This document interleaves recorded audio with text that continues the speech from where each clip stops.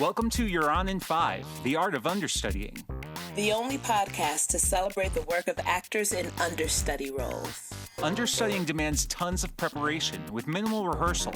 Or sometimes none at all. But it can end in triumphant glory. In these conversations, we'll amplify the diverse voices of actors who have understudied. We want to hear about the artist's technique, experience, and journey. As well as whatever's on our mind that day.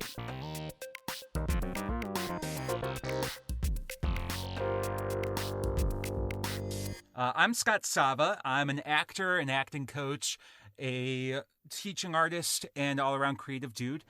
You might know me from last year's production of Cabaret at Chief O'Neill's through Cowardly Scarecrow Theatre Company.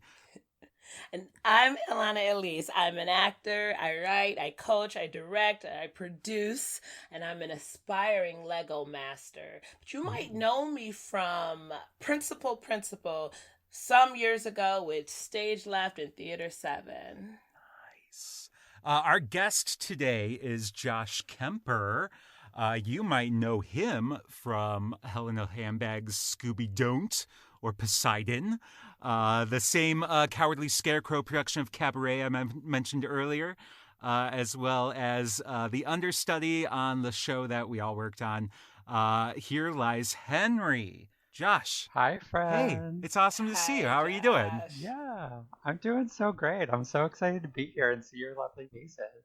Or hear your lovely voices. Podcast. We can let them know that we can see you. Everybody's using Zoom. Yeah. Have you heard about this technology? It's called Zoom. We all met. Josh and I had known each other for a couple of years before Here Lies Henry, and then Elana cast us in the show. And so we all got to work together on what was our final production before the pandemic. Yeah. So, Josh, we start off every episode with one question, and that is, what was your first understudy job? You know, my first understudy job didn't happen until kind of well into my professional career as an actor. I feel like, a lot of people do stuff right out of college where they're understudying. I, having a very youthful face, just immediately got cast in like every 25th annual Putnam County Spelling Bee or Hansel and Gretel that was existing in the world. I think I did Your Good Man Charlie Brown 4 times in 2 years at one point. My first understudy gig was actually my first show at an equity house out at William Street Rep in Crystal Lake, Illinois. I was in the ensemble for Guys and Dolls, but was also an internal understudy for Sky, one of the 2 leads in the show. I love that show. I did it in 8th grade. No, 7th grade, whatever. And it's just, the music is so good and such a fun show. Yeah, it was an insane experience for like first equity show and first like real handle at understudying and all that. We did it with a fairly limited cast. So me as an ensemble member, I was like, you're a gangster. I was also in the missionary band in there. I was the waiter in the little like club that they got. And so I think I had like 20 quick changes in Act 1 alone. I think I spent more time quick changing than I was actually on stage. Oh my goodness. Wow. Well, did you ever have to go on as Sky? I did not, thank goodness, because, even just going into Tech Week and learning this insane track of what I had to do is this like ensemble male swingish type thing. There was actually a time when we thought that Sky might be getting sick, and I was like, I mean, I know the part, but do I really know the part? And that's always the question with understudying, especially when you don't get a rehearsal. Absolutely. When you auditioned for that, did you? Well, obviously you must have checked that little box that said you would be willing to understudy. Mm-hmm. What were you thinking when you did that? Well, what were you thinking? What were you thinking? Terrible. It was that I made a terrible choice. It being my first like equity house, obviously like I wanted to be involved in it in any way, shape, or form that I possibly could. And I was actually like, I was called back for Sky as well, which I think was like very surprising to me at the time, because I was like, why are you interested in me for this? I would not say that I have a very like classic musical theater voice, which is probably a big reason why I did not get that part to begin with anyway, nor did I have any business trying to be a lead in Guys and Dolls. But yeah, I mean, I check the understudy box, and I feel like I always check that box when it's an experience where I think that there, is something to be gained even out of understudying. I think it's, there's plenty of places that like, if I've already worked there before, or, maybe I'm auditioning for 3 separate things at one time and pretty sure that like maybe one of them is going to pan out or something like that, maybe I don't end up checking that understudy box. But I would actually say more than often I end up checking it. Mm-hmm. Have you ever regretted checking it? Oh, yeah.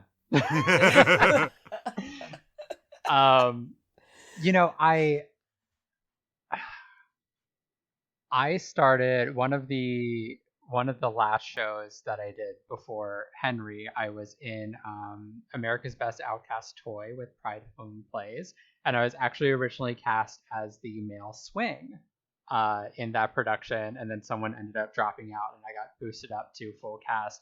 But even when I had already accepted male swing and said I would understudy, I was like, oh, I'm gonna be doing a lot of work.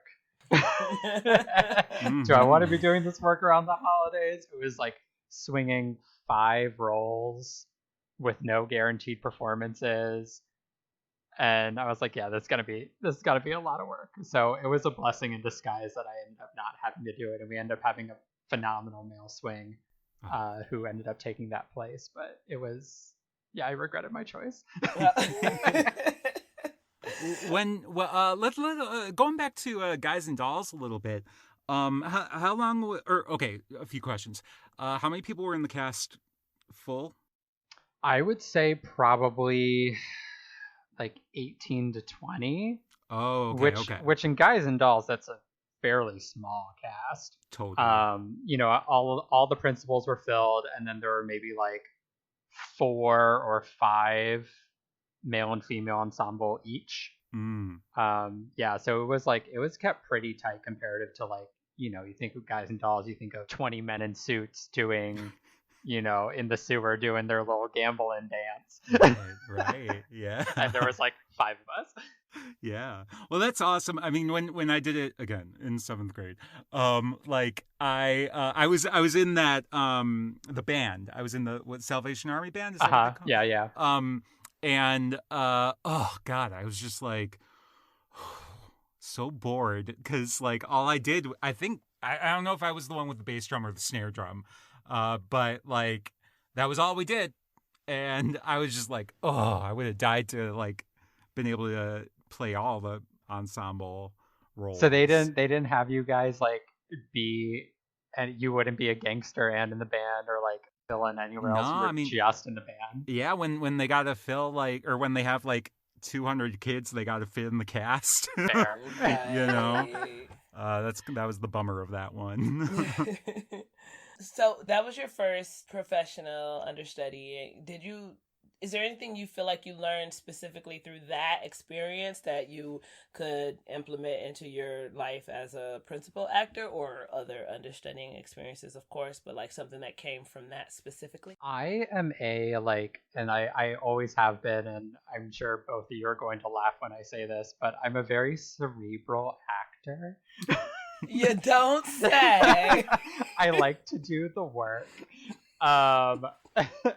And something that actually has gotten in my way in situations where I am both in a show and understudying it at the same time, because like I'm so focused on making sure all the work's done for like the character that I'm playing and what I'm doing, and so I find myself not giving my understudy role as much love. as I Mhm. probably should or could. When I think of Guys and Dolls, I kind of lied about going on or not going on. The only time I had to quote unquote be on was our very first run through of the show.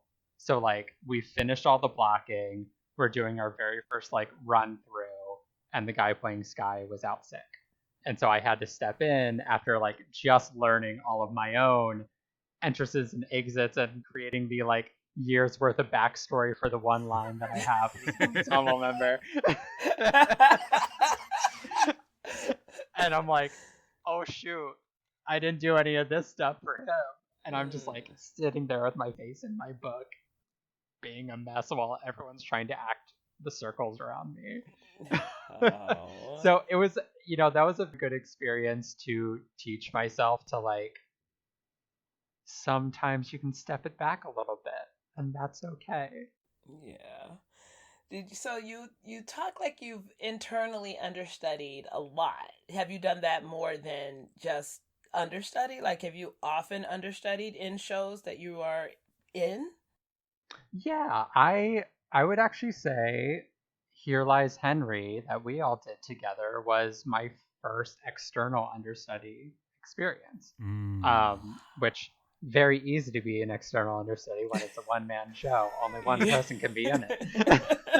Right. But yeah, I feel that most of it, I had a very long stretch of time where to do my own horn, I didn't understudy. I was either in the show or I just didn't do it. Or just wasn't even offered an understudy. But I feel most of my other experiences have been like, you're in this show as something, and oh, by the way, you're this person's understudy. Like, and a lot of times it's almost like an afterthought, which I feel is sometimes very common in storefront theater. And is that you're not asked. They're just like, you're doing this also. Yeah. Exactly. It's you're in this show, and also, oh, by the way, could you understudy this character? And you're like, I guess, sure. Yeah. I think well, when we did Poseidon, I was somehow the understudy for Nani, which makes sense because I did understudy it like 10 years ago. But like, it was just like I was like, oh, am I now? Okay, all right. I mean, I can. Right. It'll Well, be fine, but in that production too. So I joined in to fill the ensemble because someone dropped out, and I came in and we were doing rehearsals, and then I was told that I was someone's understudy, and I was like, oh, okay. So I like started learning the part, and then a week later they weren't at rehearsal, and I was like, oh, so do I need to go on for them? And someone else was like, no, I'm their understudy. both myself and Patrick Stengel were both understudying Frankie. And then they're like, oh, just kidding. You're someone else's understudy. We got it mixed up. Wow. I can't even imagine. It's been presented to me once, and I was like, no, I'm not doing that. Like, and then I didn't do it. Like, It's situations like that where I'm like, yeah, I didn't learn the understudy part. Right. Which I've been in both worlds of like really learn the part, and other times where you go, yeah, I'm not gonna learn it. Exactly. Well, and the amount of preparation and thought that the producers put into the understudy kind of tells you, like, informs how to proceed with the understudy in many ways. Right. If it's an afterthought for them, it might as well just be an afterthought for you. Right. Until that moment's tested, right?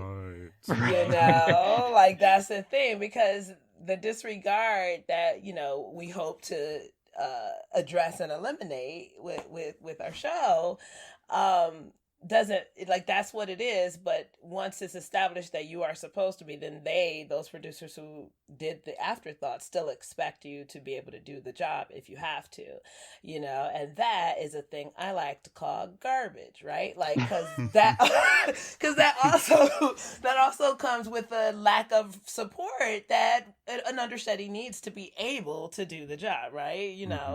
By the way, and they tell you that, and because you're an actor and they know that you know what is required of the job, then they think that they can fully expect you to do it and commit to it and execute it, and like you don't need any support, and I don't appreciate that. Right, and those are the same companies who like won't end up like someone who does it so much as an afterthought. You're also not going to have understudy rehearsals. You know, you're not going to have put-ins. You're not going to all those things that like could make it easier for an understudy to succeed probably don't exist in that system unless they're like specifically asked for. Right. Yeah. But you know, that happens when people wear a lot of different hats, and you have producers who are also directors and buying all your props and doing all your marketing, like 10 million other things. It's true.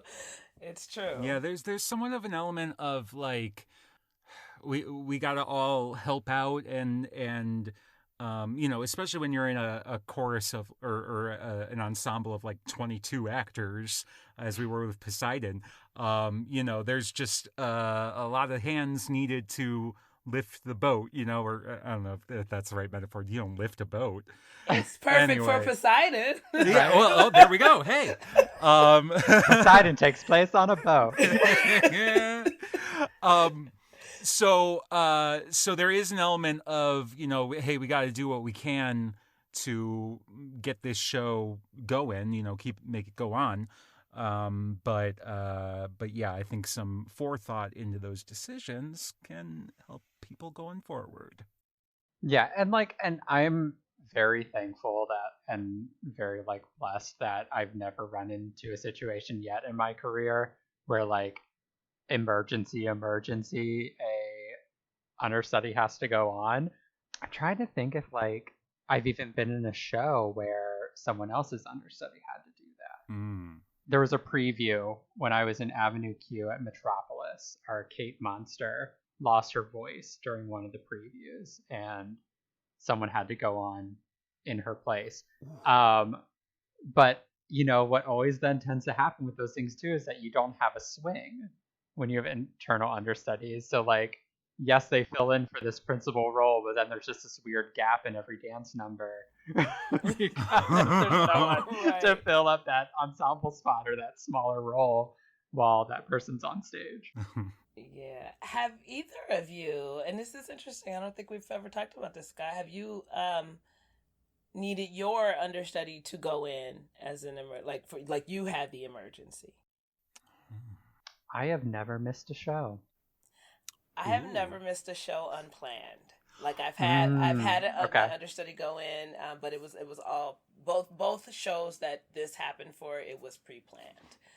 Yeah, I've never. I guess that's true. I had an understudy, great friend and like a really great collaborator too. Grant Drager, who's a Chicago actor, understudied me for show Hot Pink with American Folk Theater, which one of my favorite shows I've ever done. But awesome. He went on for me for a week because I was starting rehearsals for Avenue Q as that show was like closing, and there was like a weird weekend of overlap thing going on.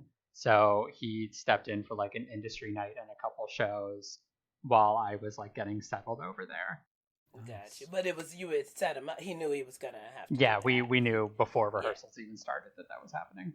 Yeah. Mine, the only time I've ever missed a show, I think, would be God, it's okay, but it's oh no. It was a nothing special show. My old theater company, called Nightmare in Paradise. It happened to be running. I think we must have been in our second weekend or maybe third weekend, when my mom passed away. And so she, it was like a Thursday night, I think. And I was just like, well, it was weird because in the morning I was like, it looked like things were okay and I was going to be able to make it. And we were out in Hinsdale, and I got all the way home, and then they were like, and I called up my director and I was like, hey, look, so you might have to go on for me, because my mom's in the hospital. Things are looking okay right now, but I don't know. And he was like, okay, cool. Well, we'll play it by ear. And then like 5 minutes later, I got the call. I was like, Scott, you got to get to the hospital like right now. I was like, oh God, okay, all right. And so I called up Brian Rohde, who was the director, and this role, okay. So to take it away from Dead Mom, um, this role was he was a bellhop. He was like a creepy bellhop, and literally everything I said in that play, like I need to get away from the mic because it was all like darkness. It was like my favorite part ever because I just was able to act like completely insane. And Rhodey had written this play. This was actually like the fourth time we had done it, and he changed the play every time we did it. So at this point, like my performance, I don't know, like I wouldn't say it was like iconic, but it was a little iconic, and and so Rhodey, like God love him, he did it. I don't know how it went. I mean, it didn't sound like he enjoyed it too much. But yeah, that's what happened. I think I came back too for like the Friday, Saturday, and Sunday shows or something like that. And it was actually really good. Even though it was just like literally days after my mom died, but it was like good to be in the theater and good to, run a track and know what I'm doing. So yeah, that was the craziest thing that ever happened to me in terms of missing a show. And thank God Rhodey just kind of went with it. I mean, we could have canceled those shows. We were in Heartland Studio. I mean, what? You can fit 5 people in there. Right. So like it wasn't that important. But when you're doing theater, it is important, and the show must go on. So The show must go on. yeah. Josh, it's time for our segment. But what are you doing for money?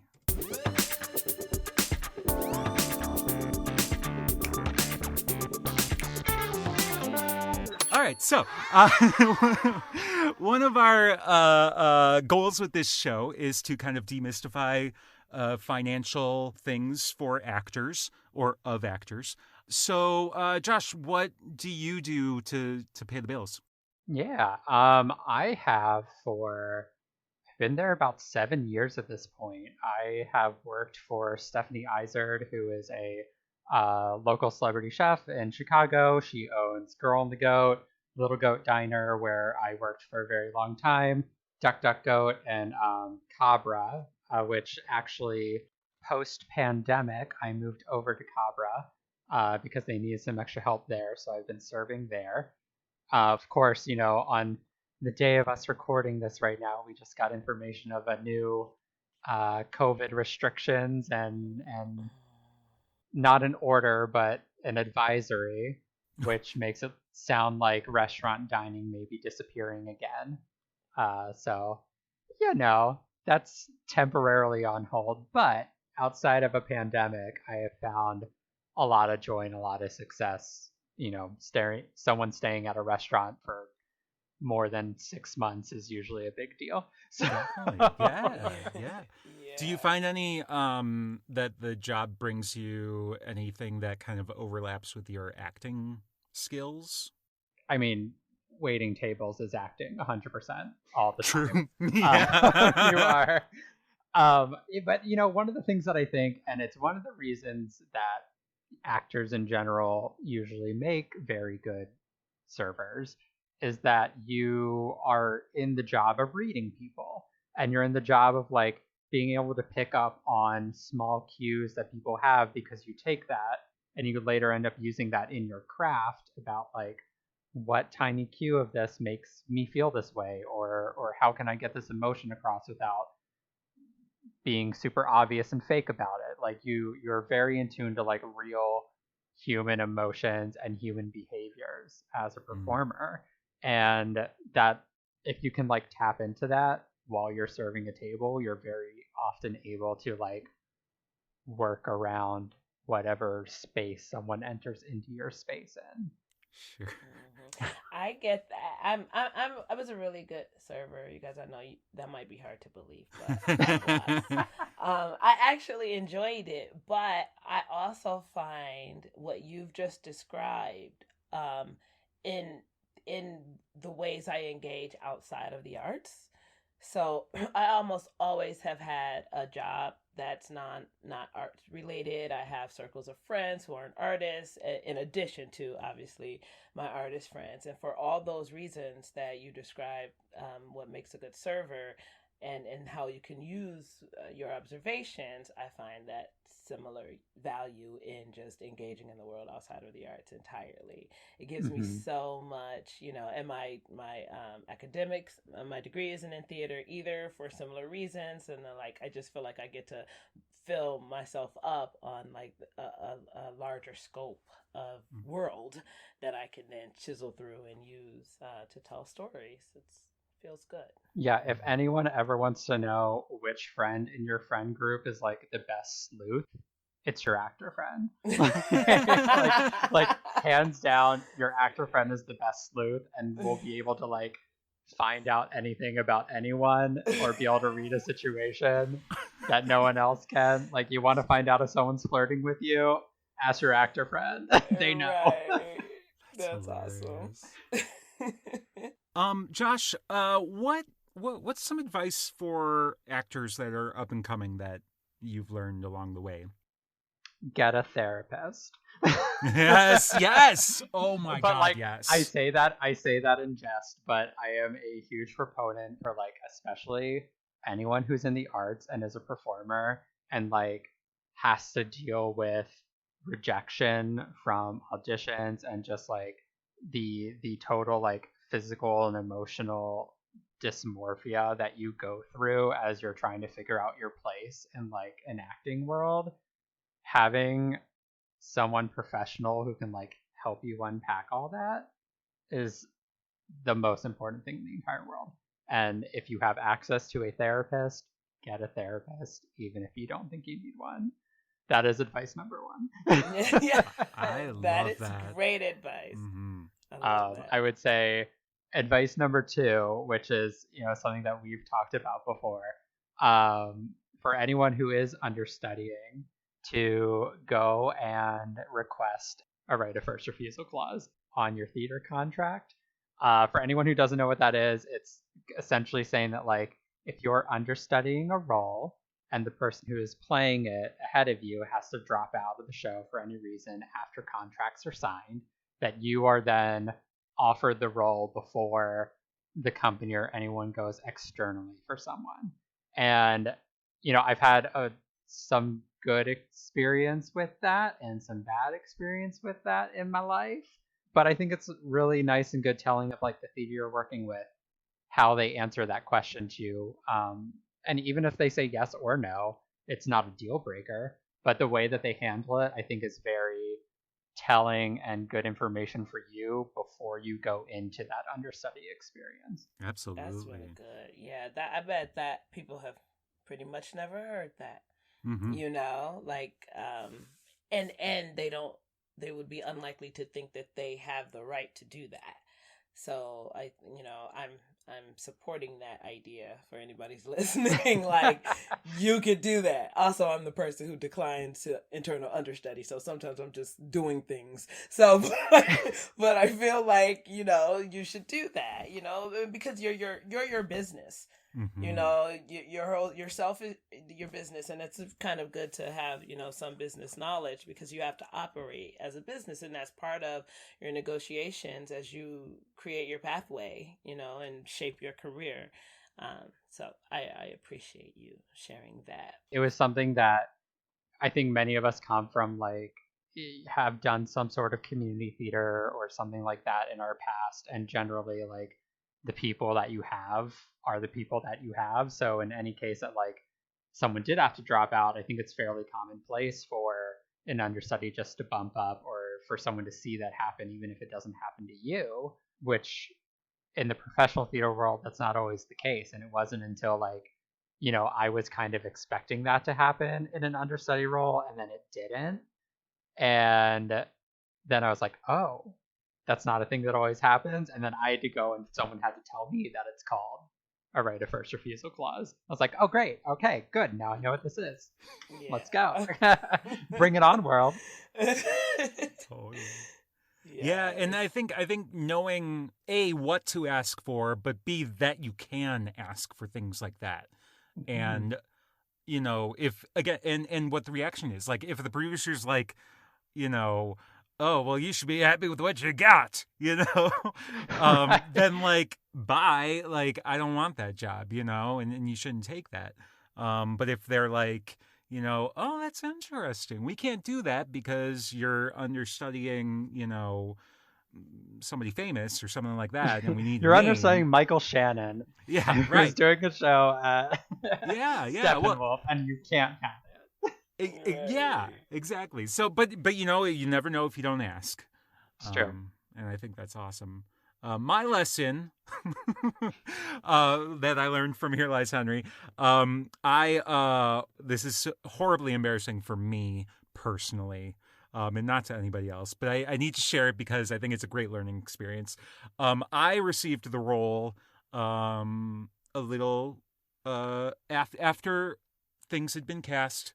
I was cast, and Josh was already cast as the understudy, and I was actually working at the Pride Films and Plays in the box office the day you were doing your Christmas show, and I had just gotten the news, and I was just like, "Hey, Josh, I got the part. I'm gonna be Henry," and you were like I saw it wash over your face, just every emotion, and I was just like, oh fuck, oh he didn't know this, A, and B, like what the hell was I thinking? Like you don't, okay, actors, just keep your mouth shut until things are like public.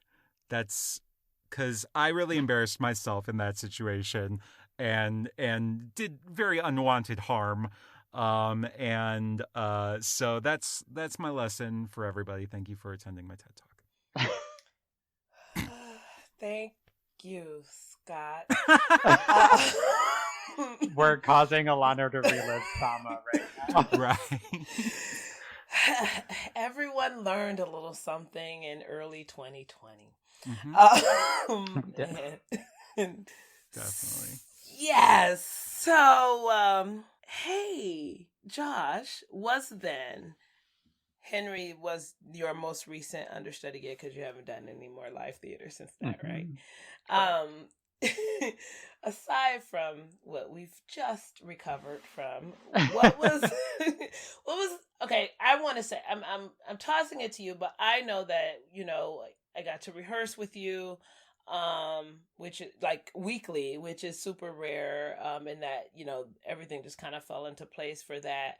But overall, I mean, and I feel like that was great. It was fun for me to do, and we are planned your performance, so we worked to make sure you felt comfortable and prepared. So from my end, it was like, I'm so glad we get to do this and have this time together, which I know is rare because most understudy rehearsals don't work with the director in the first place, even if you get them. So just overall, like, once that dust settled, overall, what was your experience like understudying? Yeah, I mean, Here Lies Henry was like absolutely a dream come true, like in the general scheme of what an understudy experience is. I mean, Here Lies Henry was a one-man show, so it's a lot of work for an understudy to be doing, especially when you're not getting the 5 days a week, 3 days, even like 3 days, however many days a week, the main actor is going to get in that. And I was extremely fortunate that obviously, like, we knew going in we were going to have an understudy show. So I knew I was definitely was definitely going to have to like do the work, which is my favorite part.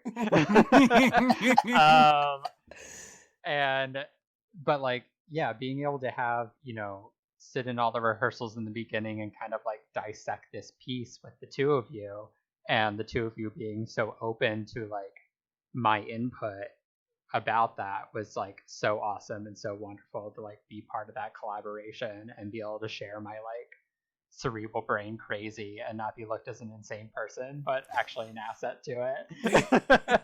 But then being able to have like a weekly rehearsal on top of that it was extremely great and gratifying, and like I don't think I could have done my understudy performance had I not had those resources available to me. So it was just like the best perfect understudy experience. Oh, yay. And all was well. Scott, so what was it like for you? Like, so you have your understudy in the room all the time, cerebraling it up, dropping that intellect on us daily. That process, and then watching him perform. Like, what was your experience of it all? Yeah, it was crazy because I don't think I've ever had an understudy that I had known before doing the show. I actually had just done an understudy gig the year before for Pride Films and Plays doing Casa Valentina, and I was understudying my friend Patrick Burns. And it's an interesting thing because, the bond between an understudy and the overstudy, as I like to say, is, it's a little tenuous, or it could be, in that, you were both up for the same part and one person got it and the other person is the understudy. But, once you like take that out of your brain, because you do have to like kind of just be like, okay, well that's what it is, and I'm throwing that away. Like it was just really awesome to have Josh there, not only in the rehearsal room, but like walking to the train afterwards, and being able to, just kind of talk about like, and for me personally, since it was a solo show, and technically my first, there's just a lot of, self hatred that pops up, because, you're up there and you're not sure if what you're doing is good. And Josh, thankfully, occasionally in my, insecurity would just be like, no, it's fine. You're doing fine. But and then I would also tell you when things weren't good. Yeah, no, probably. I don't remember, but I blocked that stuff out. But no, it was really great to be able to talk about the character and just talk about like the challenges, because we were both facing them. And definitely, I felt like the Henry that we created was the result of all four of us who were in the room, which is myself, Elana, Josh, and our stage manager, Sean Galligan. And that just the four of us in the room were able to kind of talk it out, and everything kind of fed into, I don't know, the brain that we were all working with. I don't know. Does that make sense? Yes, it's fine. You can stop. You're doing great. It was really great to also see what each of your, we did all this work together, and then you had separate performances to see each of your Henrys. And they had their differences. We obviously hit the same beats and whatnot, but like how you each breathed into him was different. And Josh, FYI, Scott tried to steal stuff from you. I don't know what, but I told him he couldn't. I'm like, you have your own show, and he has his. Cut That's it out. not for you. Right. So that was really delightful, and it's such. I believe for sure it is a completely unique experience for all of us. And it'll live in that space, like, because that everything that each of us experienced, including Sean, that's definitely a rarity. But I'm grateful. It felt good. It was fun, and the show was amazing, and Josh's performance was amazing. Absolutely. Can we talk a little bit about that performance? Go ahead. about the story that will live in my life for the rest of forever. Oh my gosh. Absolutely. So obviously I had a understudy performance, which was on an off night. We did it as a pay what you can performance. And so mostly the only people who were coming were people who I had invited, but it was open to the public. I had invited a couple theater companies to come, some casting directors. Nobody showed up. But that's a different part of the story. And then theater didn't exist afterwards, so I got my revenge. But so because it was open to a public, a homeless gentleman came into the production and, wanted someplace warm to be for the evening. It was March in Chicago, which is pretty chilly. Came on in, sat in the front row, had a bunch of kind of Mario figurines and things that he put on the chair next to him, which were super cool. I actually really wanted to look at them. But so Sean, our stage manager, came back just to let me know before the show that there is someone from the outside who is here doing fine. It is what it is. Great. I was like, cool, great, let's do it. Theater's for everyone. I sit back and I think about this man sitting in the audience who Here Lies Henry has a lot of rhetorical questions, a lot of audience interaction, and a lot of things that could be seen as audience interaction but aren't necessarily. Mm-hmm. And this man pretty much responded to every single bit of audience interaction and not really audience interaction that there was during the night. And for as much of his mental faculties that were there, he was fully invested. And I think that was a really cool thing and something that kind of gave me comfort in the space being there, because I think it could have been something that was very awkward and uncomfortable, but I don't know, I was jiving with him a bit, I learned to expect how he was going to interact with me as I went through. However, we got towards the end of the show, which at one point, Henry, in our production that he did, started off in a full suit, ends up taking his suit jacket off, kind of gets defrazzled a bit, takes, unbuttons a button, all this stuff, He's sitting in a chair talking to the audience, a very tender one-on-one moment with Henry talking to the audience, getting to the climax of the show. And this gentleman who was in the front seat got up out of his chair, came up to me on stage, and gave me his jacket because he thought I was cold.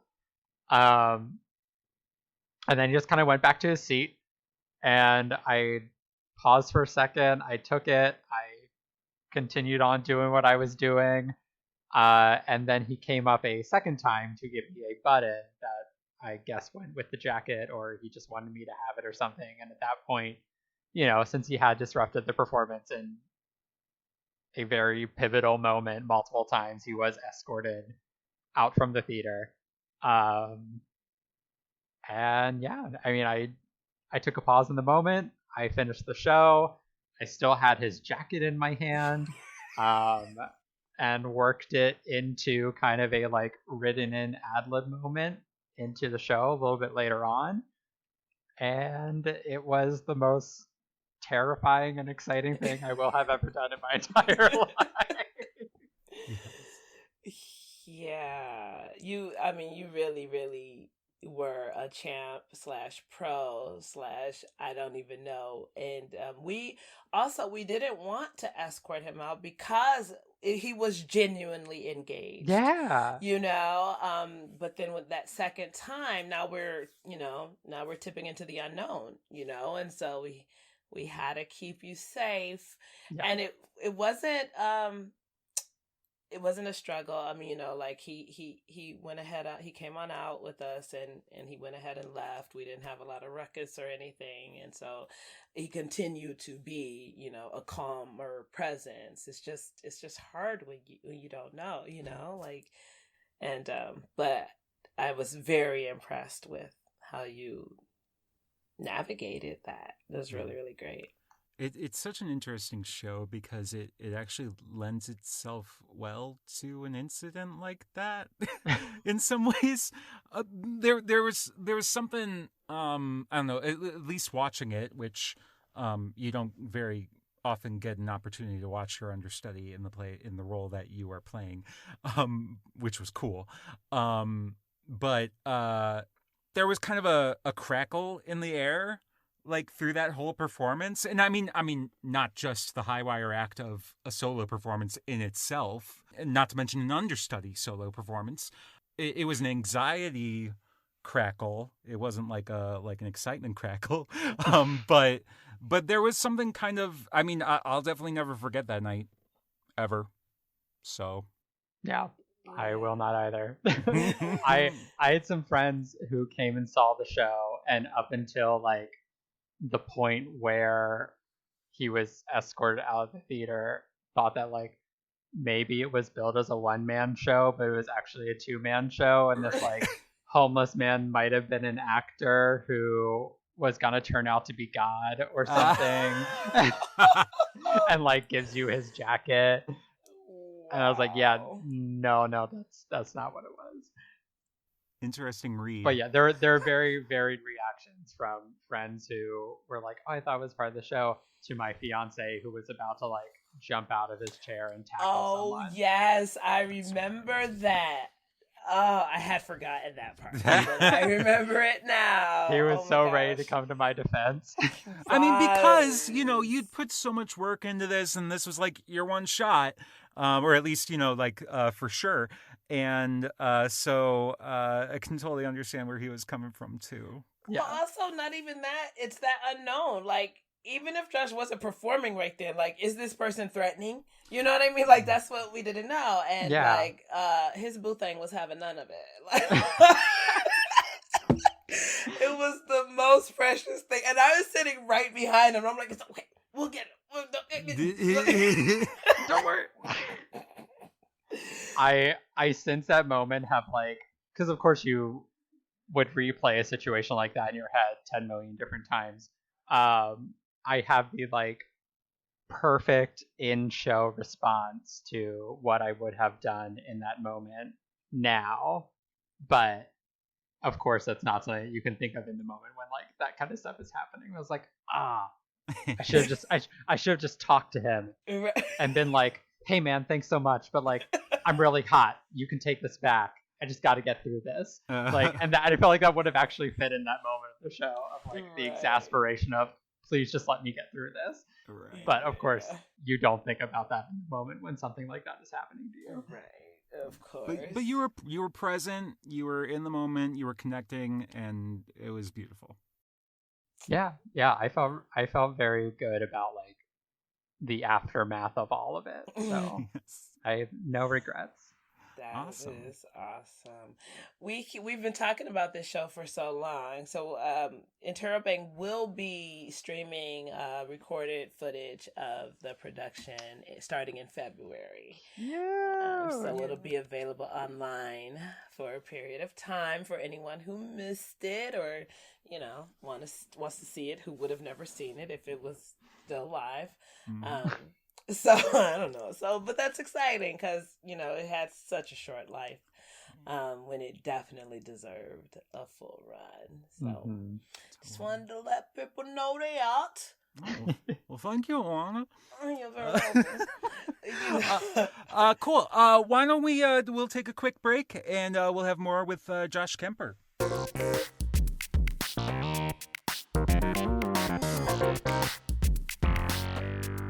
We are back with Josh Kemper. Josh, you are working on a really fun project right now that we all want to hear about. Can you tell us about it? I am. Some good friends of mine for the past couple of years had been working on creating a party card game. And actually, right before we shut down for the pandemic, they had asked me to come on to kind of help be a moderator for play tests that they were having for this game, to get feedback with people, both from like my actor experience of being in front of people and being able to talk, and also I am that friend that that always wants people to play games with them and has like a bunch of really weird games in his closet that you've never heard of before and don't care about. Yeah, that's me. So This past year, I have created a party card game. It's called It's Kind of a Fun Story, and it launched on Kickstarter on 11/11, and we are in the process of raising funds right now. We are trying to raise $15,000 to help offset the cost of printing, which is very expensive. And then we're going to have a product, and we're hoping to get it out into people's homes in April 2021. Awesome. So how is it played? What do you do? So it has a deck of 320 cards, which are all story prompts and kind of like party cards. So the main card is the story card, which if you draw it from the deck, there will be some sort of question prompt like, when was the last time you threw a tantrum? Or at what point did your relationship with someone playing this game take a turn and grow stronger? Or what was your most awkward date? So they range kind of to fun to some sort of like sneaking in deep, little tidbit conversations, but they're worth points. And if someone thinks they have a better story than the one you tell, they can try to steal it from you, and everybody votes on who is the better story. And then also intermixed in there are some like party cards where you decide like left or right, a superlative type thing, like who is higher maintenance, or who do you have enough dirt on to blackmail, things like that. So yeah, you have these kind of like quick fun party cards which are worth less points that kind of keep the game moving, but then at the end of the day you learn some things new, even if they were friends who like you thought you knew everything about. So I love it. Awesome. Can we play or can we do a little story prompt and do a little like mini round? Yeah, of course. So I have like in front of me on this huge Excel document, which is terrifying, all of our story cards. So we'll do like, just to keep it random, I don't want to lead the witness at all. We can do a little randomized questioning, and then we can take turns, we can answer, you can pass in the actual game itself. It's very important to us that like you're able to choose your own narrative in this situation. So yeah, Scott, do you want to start us off? Sure. All right. Pick a number between, these are going to sound really random to anyone who's not us right now. Pick a number between 146 and 303. 213. All right. If you only had 24 hours left to live, what would you do? Oh, gosh. All right. I could take it. Well, right now, I mean, everything's closed, so... You know what? If I had 24 hours to live, I would maybe, like, steal a car or something. Like, something that was, like...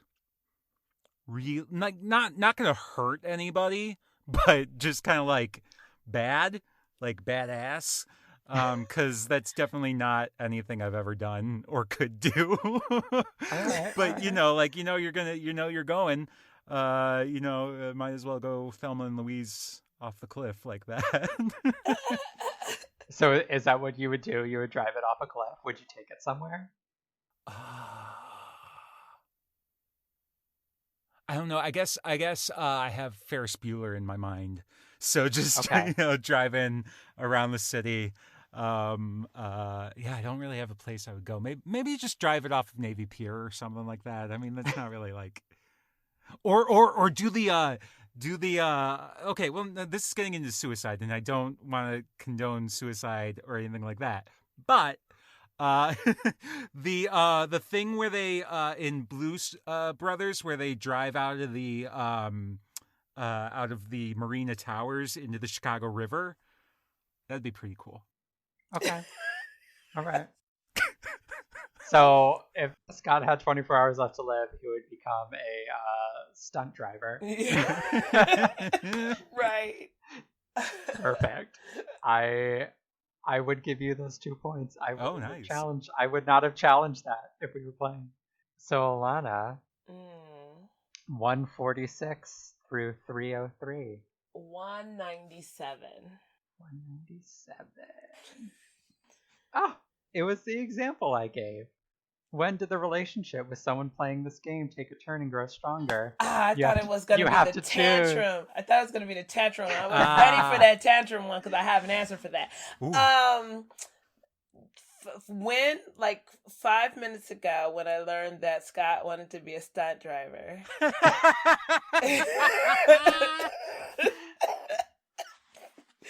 That is when things deepened. You relate? I mean, I'm all about speed. I do enjoy driving as fast as possible without getting caught, but I don't relate to the wanting to go off of a surface. You know what I mean? Like, I want to stay and just keep going fast. See, when you said that you love speed, I was sure you were talking about the Keanu Reeves Sandra Bullock. No. No. Hey, don't say it so dismissively. It was Henry's favorite movie, wasn't it? Oh, yeah. It was. Josh, do you want to pick out one for yourself? Yeah, I will make sure that I don't cheat this. Should we give you the number? Yeah, give me the number. 297. 297. Did you have or were you a childhood bully? I had a lot of childhood bullies growing up. I don't remember what this kid's name was, but like he lived on our street for only a couple years. I think his family, like, I think he might have been a military brat, so his family moved around a lot, and he was only there for a little bit, but like part of that meant that, you know, he ran with some rough crowds growing up. And I just remember we were all sitting at the playground one day, and it was like me, my brother, and a couple of our friends, and him and like two of his older friends came up and decided to just like chase all of us. And I don't know if they actually like attacked anyone, but they chased us through these like woods towards my backyard. There was like this little tiny wood patch between my backyard and this playground, and we were like jumping over fences and diving under things. And at one point I know like someone was on the ground like crawling away while they were grabbing their leg, and this kid was terrifying. And that's all I remember about him. I don't remember what he looked like. I don't remember how old he actually was. I have no physical remembering of this person except the fact that like he used to terrorize our friends and would chase us through the woods. Oh, jeez. Yeah. Well, what's that? Is that a Maya Angelou quote? People forget the things you say, but they will always remember how they make you feel. Yeah. It's a good start. So if you're listening, childhood bully from Columbia, Maryland in 1997 or however it was, I still remember you. Barely. Mostly, right. Sorta. I barely remember you. So that sounds fun. So you just go through, like, when is the game over?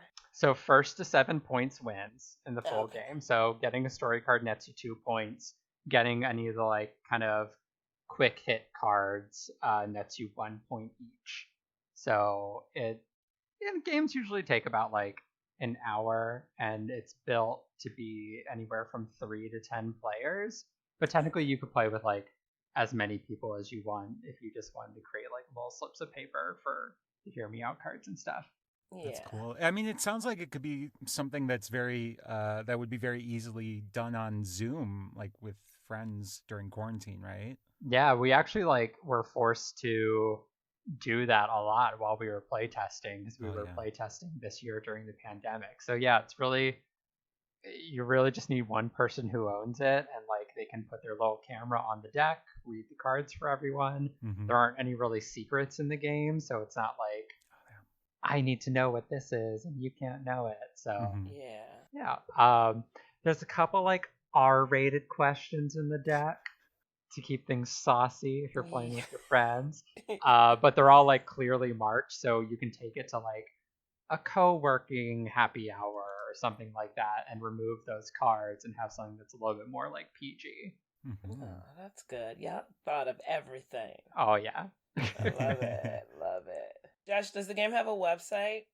It does. It's www.itskindofafun.story.com. Okay. And you're on the Facebook, you're on the Insta, you're on the Twits. We're Facebook, Instagram, Twitter. We just got a TikTok. Ooh. We haven't posted anything yet, but someone posted about us on TikTok, so we thought we would get one. Oh, nice. Awesome. Nice. Well, I gotta say the art direction, like I just love the little faces. Like they're all like all the colors are lovely. Yeah, we worked with this amazing designer named Rudy Rios, who has done all of our like card design, the little characters and everything that we have. So yeah, it's been a lot of crazy work between the three of us, but it's been so much fun. And like at the end of the day, whether this succeeds or it doesn't, we created a game. And that's really cool. That is awesome. I love it. Love it. Say the website one more time. www.itskindofafun.story.com. That is it. Hi, we did it. Once we launch and it's in the world, it'll be on our website. It'll be on Amazon. We'll hopefully be in some nice mom and pop shops all across the U.S. Yes. Yeah. I love it. Cool. So this is what you've been working on. Something else we like to know about, because we're talking about understudying, is what's your dream role? What would your dream role be? Oh gosh, so many things. I think we got a nice taste of this with Here Lies Henry. But I am an actor who I do a lot of camp. It's something that like I'm drawn to and I love. Mm-hmm. And that I feel that I'm fairly good at. But at the same time, I really love stronger dramatic pieces as well. And something that I can like really sink my teeth into in a different way than camp is, because like camp still requires a lot of work. It's not as easy as people make it seem. But yeah, like I've said on here, I'm a very cerebral actor. I really love to like get into the nitty gritty of the work and figure stuff out. So I don't know if a dream role lies in anything super specific for me right now, but more in a genre of like really getting to do a gritty drama.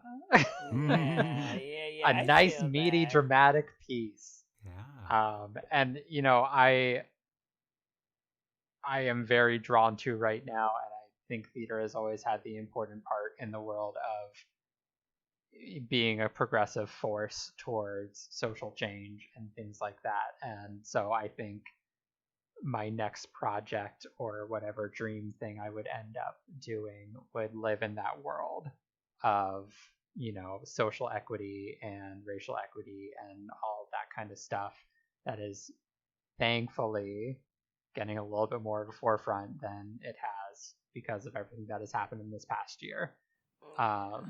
And I'm really hoping that as a whole, theater moves in more of a direction to help amplify those voices.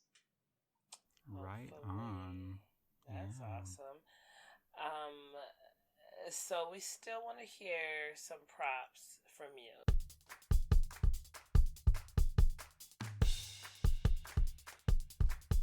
So if you think about the last great show you saw before the pandemic, or the last like understudy performance that you saw, that you want to give, you know, props to, shouts out, big ups, papa. I love how you said shouts out, because it's the shout that's the noun. So you would say shouts out, not shout outs. Yep. I typed it that way. Let me get your shouts out. It's like passersby. Yeah.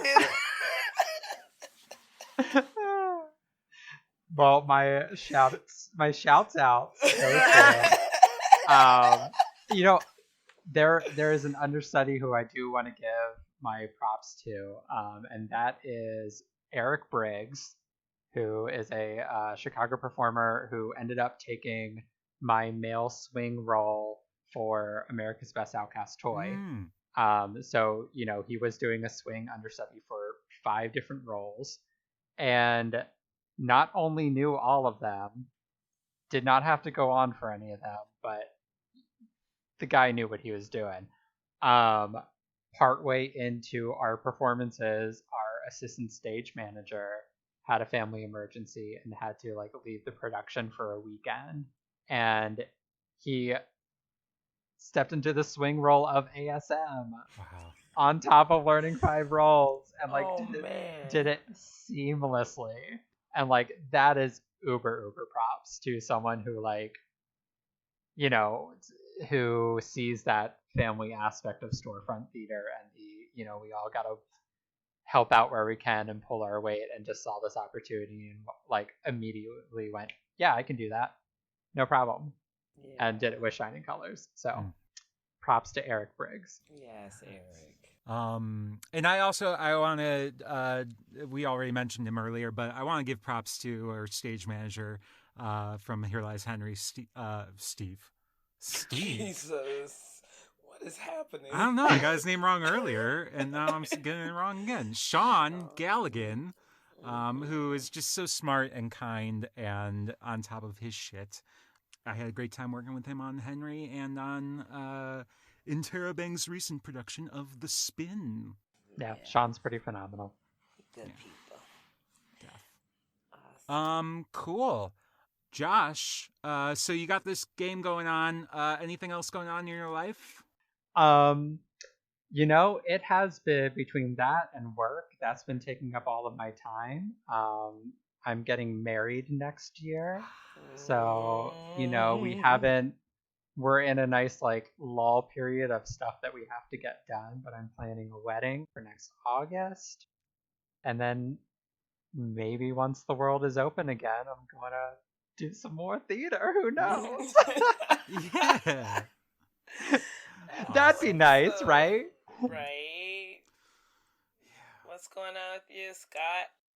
I have been discovering decoupage, which is pretty cool. So glue and paper to stuff. It's weird. I've never really considered myself an artist. Even as an actor, it's been hard for me sometimes in my career to acknowledge that there is artistry in what we do, just because it seems very fun and somewhat silly, but there is artistry, and that's why we're doing this podcast. But so just working on art and either if it's on a computer or if it's drawing or decoupage, I've just been kind of leaning into that and having fun with it. I have all these books. I have a book that's a picture, all pictures of cats. It's called The C Word. And so I can cut those out and do something fun, some collage. And that's kind of what I'm looking at now. I don't know, doing a collage on a coffee table or something like that. Maybe selling it, maybe keeping it. I don't know. I'm realizing now though that my decoupage skills are not at a level that people should be paying for them. So that's important to know. Yeah, definitely. But also don't feel like you need to make your art fit into a capitalistic society, Scott. Absolutely. Absolutely. But also money's nice, so you're hilarious. What about you, Elana? Oh my goodness. First of all, I have 3 things to say, I think. Okay.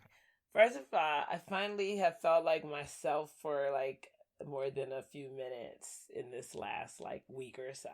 For my whole self, I've been lacking, and it's been so great. My energy is up. I've been working out again. I'm cooking. I'm not really controlling my portion size because I'm cooking real good food, but still just like feeling like normal. It's been, I mean, I've felt normal during the pandemic. I know everybody's been, experiencing it differently, but my downfall was much more recent, more further into, and so I'm coming out of that. And I'm real excited just to feel like regular old Elana. I found some prints in my closet. I had to take some stuff out for LBT to use in the spin. And I thought I just had these old Looney Tunes posters rolled in, right? And then I had those, but then there was like this Juneteenth print I had gotten from some frame shop like 6 years ago, and this other thing that I don't know what it was, but it was cool, and the original poster for United Flight 232. And so I took them to a frame shop, like a real one. And so I'm getting like, because y'all know I don't have a lot of stuff on my walls still, and so I just like looked it up online, drove to Evanston in the middle of my work day. It was like, I want to get this stuff framed.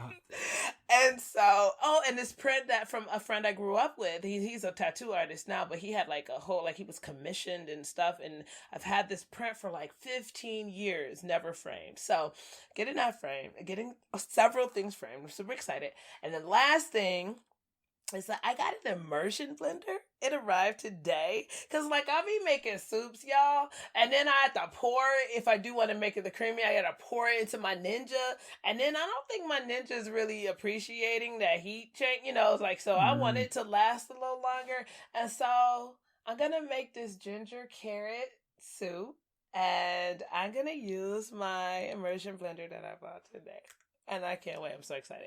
That's what's been going on with me this week, y'all. Yeah. Love a good soup. Yes. Josh, thank you so much for talking with us today. It was really awesome. Yeah, thank you guys so much for having me. It was really great to catch up. Talk all this talk. It was fun. We hope that you enjoyed our conversation today and that it gives you deeper insight into the technique of actors and the challenges and triumphs of understudy work. If you'd like to ask a question or give us a suggestion of someone else we should talk with, you can send an email to understudypodcast@gmail.com or find us on Facebook, Twitter, or Instagram. Or head to our website at understudypodcast.weebly.com to sign up for updates. Our theme song and all other music is by Laura McKenzie. Thank you so much for listening. If you liked it, hit subscribe on your podcast player of choice and tell your friends. But if you hated it, tell your enemies. And their parents. And their stupid parents. Thanks for listening. Bye.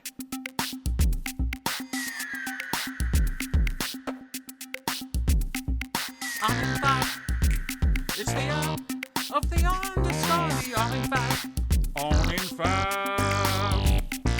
On in fact. That's my lyrics for that song.